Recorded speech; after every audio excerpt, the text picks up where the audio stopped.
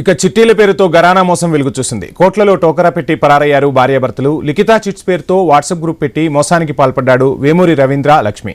ఈ ఘటన ఏలూరులో చోటు చేసుకుంది. బాధితుల ఫిర్యాదుతో ఏలూరు 3 టౌన్ పోలీసులు విచారణ చేపట్టారు.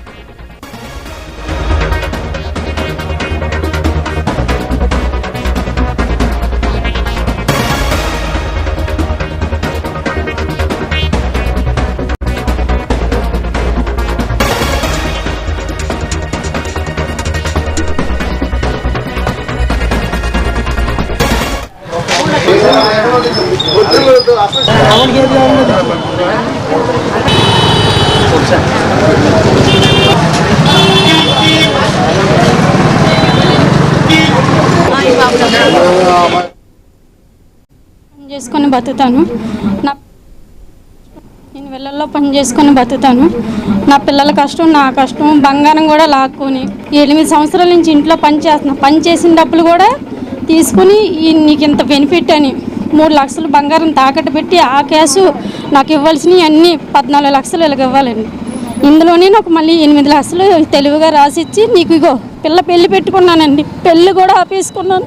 ఇప్పుడు ఏం చేయాలి కూడా నాకు తెలియట్లేదు. నీకు ఇచ్చేస్తాను 2 రోజులు ఎత్తాను, 3 రోజులు ఎత్తాను, ఇల్లు అమ్మేస్తానని చెప్పుకుంటూ వచ్చారు. నీ ఏం చేయాలి కూడా నాకు అర్థం కావట్లేదు. మగ దిక్కు లేదు నాకు. మా పిల్లలు నేను, పిల్లోడు నేనే. ఆడుకుంటుందండి నాతో బాగా.